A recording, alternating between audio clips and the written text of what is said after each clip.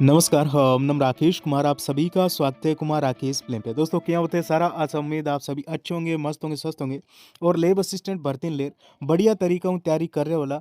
देखो ये वीडियो में कंप्लीटली वीडियो काफ़ी इंपॉर्टेंट रहने वाला है। अगर थे राजस्थान लेब असिस्टेंट भर्ती लेर तैयारी कर रहे हो, देखो एक तो एग्जाम डेट ने लेर डिस्कस कर रहे साथ ही साथ अपन नोटिफिकेशन 2026 किस डेट को देखने को मिलेगा और साथ ही में अपन जो है वो 100% सिलेक्शन की रणनीति क्या होनी चाहिए। देखिए तैयारी तो सभी करते हैं, लाखों कैंडिडेट्स फॉर्म भरेंगे, लेकिन सिलेक्शन किसका होगा, किसका होगा? अब देखिए कोचिंग भी हज़ारों कैंडिडेट्स कर रहे हैं, क्या सबका सिलेक्शन होगा? नहीं होगा। तो उस चीज़ को लेकर भी बात करेंगे। अगर आप प्रिपरेशन कर रहे हो, वीडियो कंप्लीट ज़रूर देखें। सब्सक्राइब कर लें दोस्तों, अगर आप नए हो और मुझे पता है आप नए ही हो, तो सब्सक्राइब कर लो। और सबसे पहले आप देखिए, आपके जो नोटिफ़िकेशन की डेट है, वो जनवरी 2026, ठीक है? और जनवरी में भी आपके मिड जनवरी तक आपका नोटिफ़िकेशन आपको 100% देखने को मिल जाएगा, ठीक है? यानी 2 जनवरी का जो है वो बोला गया था, लेकिन नोटिफ़िकेशन नहीं आया है।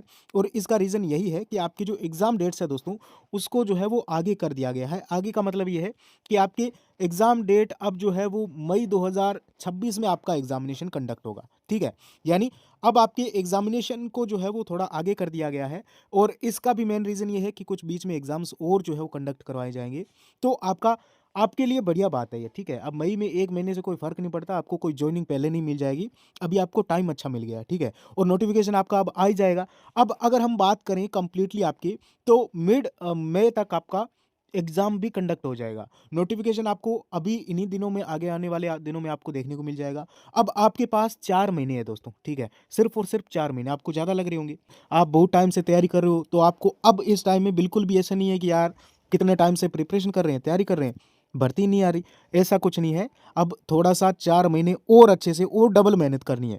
अब आपका टारगेट कितना होना चाहिए, कितने तक सिलेक्शन हो जाएगा, इस चीज़ को भी मैं इसमें क्लियर कर देता हूँ। हालाँकि एक और अलग से कंप्लीटली मैं सेफ स्कोर को लेकर डिस्कस कर लूँगा, कितने मार्क्स आपको चाहिए। लेकिन देखो थे 120 दिन है, आपका कंपटीशन कम नहीं है इस बार, ध्यान रखना। इतना बड़ा इस भर्ती को बना दिया गया है कि आप पूछो ही मत। और इसका मेन रीज़न है कोचिंग्स में वही है कि भई हमारा कोर्स ले लो, और जितनी ज़्यादा पब्लिसिटी होगी, उतने ही ज़्यादा जो कोर्स बिकेंगे और उतने ज़्यादा कंपटीशन बढ़ेगा। लेकिन आपको मैं बता दूँ, आपका टारगेट अगर 300 का है, बहुत ज़्यादा नहीं है। 300 का टारगेट कम से कम आप लेके चलें, तभी आपका इसमें जो है वो कंप्लीटली 100% सेफ हो, ठीक है? किसी भी कैटेगरी से हो। और कैटेगरी है, दूसरी कैटेगरी है, ओबीसी है, एससी है, एसटी है, वो और भी थोड़ी बहुत 10-12 नंबर कम कर सकते हैं। बाकी 300 भाई लेके चलो अभी तो, ठीक है? अब सबसे पहले आपको क्या करना है, देखिए दोस्तों, आपको कंप्लीट एग्जाम पैटर्न आपको पता होना चाहिए, सिलेबस आपके पास में होना चाहिए, एक-एक पॉइंट। अब सबसे इंपॉर्टेंट चीज़ आती है पीवाईक्यूज़। अब देखिए दोस्तों, पीवाईक्यूज़ सबसे इंपॉर्टेंट है, आपके पास एक कंप्लीट बुक होनी चाहिए पीवाईक्यू की। पिछले जो जीके के क्वेश्चंस हैं, आपके ये मान के चलिए कि 60% तो डायरेक्ट क्वेश्चन पीछे वाले ही पूछ लेंगे, 60 से 65% डायरेक्ट क्वेश्चन आ जाएँगे। तो पीवाईक्यू बुक पढ़ लो, पिछली बार तो बहुत ज़्यादा आए थे, 70% तक आ गए थे। तो एक बार पीवाईक्यू बुक अपने पास रखो। पहली बात तो जो पिछले सालों के जो क्वेश्चंस हैं आरएसएम, एसएसबी के, ठीक है? इंपॉर्टेंट टॉपिक्स आपको पता होने चाहिए। अगर नहीं पता है, आप कमेंट कर दीजिए, वो टॉपिक्स जहाँ से ज़्यादा क्वेश्चंस पूछे जाते हैं, वो सारे मैं आपको बता दूँगा। उनको भी पढ़ लो, तो आपका जो है वो ये मान के चलिए 60 से 65%, 65% तक कवर हो जाएगा। समझ रहे हो?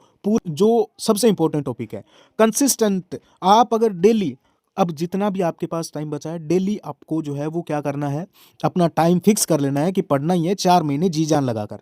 आपको वीकली रिवीजन करना है, हर वीक जितना आपने पढ़ा है। अब पहले बार में आपका रिवीजन में टाइम लगेगा, सेकंड बार में आधा हो जाएगा, ऐसे करते-करते आप फटाफट रिवीजन मारने लग जाओगे, ठीक है? पीवाईक्यू बुक का मैंने बता दिया। बेस्ट बुक आपके पास होनी चाहिए, सेल्फ स्टडी ही सबसे बेस्ट है। मैंने जैसे अभी आपको बताया कि कोचिंग हज़ारों कैंडिडेट्स करते हैं, लेकिन हज़ारों का सिलेक्शन नहीं होता। ये एक रणनीति है कि अब भी सेल्फ स्टडी सबसे बेस्ट है। आज के दौर में भी जो सेल्फ स्टडी करेगा, बुक्स पढ़ेगा अच्छे तरीके से, इस टाइम में सेल्फ स्टडी सबसे बेस्ट है। ठीक है दोस्तों?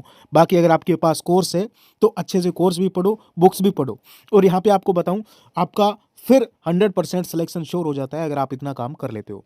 अब देखिए, आपके लिए जो है वो इम्पोर्टेंट पीवाईक्यूज़, इम्पोर्टेंट एमसीक्यूज़ की क्लासेस, जहाँ से आपके 90% क्वेश्चन डायरेक्टली एग्जाम में पूछ लिए जाएँ। इस टाइप का कंटेंट अगर आपको चाहिए इसी यूट्यूब चैनल के ऊपर, ठीक है? तो आप एक तो कमेंट कर दीजिए। लगभग जीके के लगभग क्वेश्चंस आपको डायरेक्टली एमसीक्यूज़ पढ़ लोगे, तो भी आपको दिख जाएँगे पेपर में। तो एक बार आप कमेंट कर दीजिए, फ्री ऑफ कॉस्ट क्लासेस चलेगी, कोई आपसे चार्ज नहीं किया जाएगा। और लाइक कर दीजिए और सब्सक्राइब कर दीजिए और आप कमेंट ज़रूर करिए इस मुद्दे को लेकर भी आपको एमसीक्यूज़ क्लासेस चाहिए कि नहीं चाहिए, ठीक है? बाकी अपन जो नेक्स्ट वीडियो में मिलते हैं। ओके, थैंक यू, नमस्कार, अच्छे से प्रिपरेशन करें।